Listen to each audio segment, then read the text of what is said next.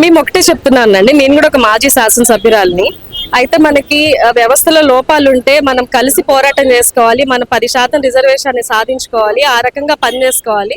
అట్టడుగు స్థాయిలో ఉన్నటువంటి గిరిజనులు ఏ తెగైనా కావచ్చు, లంబాడీస్ కావచ్చు, కోయాస్ కావచ్చు, ఇతరత్ర ఎవరున్నా కానీ మనం అందరం కూడా కలిసి మనకు జరిగినటువంటి అన్యాయాన్ని మనం ఎదుర్కొని దాన్ని సాధించుకోవాలని మా యొక్క తపనగా ఉంది. కానీ ఈ రోజు ప్రభుత్వాలు కూడా వాళ్ళకి మన మధ్యలో చిచ్చు పెట్టేసి, ముఖ్యంగా గిరిజనులందరూ కూడా మధ్యలో చిచ్చు పెట్టేసి వాళ్ళు ఏదో వాళ్ళ పబ్బం గడుపుకోవాలని చూస్తా ఉన్నారు. మరి కోర్టులకి వాటికి వెళ్తా ఉన్నారు. కానీ నేను అడిగేది ఒకటే, నా రిక్వెస్ట్ కూడా అదే. ఒక గిరిజన బిడ్డగా నాకు కూడా బాధేస్తా ఉంది ఇటువంటి పరిస్థితి చూస్తా ఉంటే. అయితే దీని వెనకాల ఎవరైతే ఉన్నారో వాళ్ళందరి మీద ఆ ప్రభుత్వానికి సంబంధించినటువంటి వాళ్ళు ఎవరైతే ఉంటారో, మరి ప్రభుత్వం తన యొక్క నిష్పక్షపాతాన్ని, అదే విధంగా నిబద్ధతని లంబాడీస్ పట్ల చూపించాలనుకుంటే వాళ్ళందరినీ వెంటనే మీరు యాక్షన్ తీసుకోండి, లేదా సస్పెండ్ చేయండి. కానీ అవన్నీ చేయకుండా మీరు ఓన్లీ మాట్లాడుతున్నాము, చేస్తున్నాము అంటే రేపు కోర్టులో మీరు ఏమి ఇవ్వబోతా ఉన్నారు, కోర్టులో మరి ఏ రకంగా మీరు మాట్లాడబోతా ఉన్నారు అనేది కూడా ప్రజలందరూ కూడా గమనిస్తా ఉన్నారు.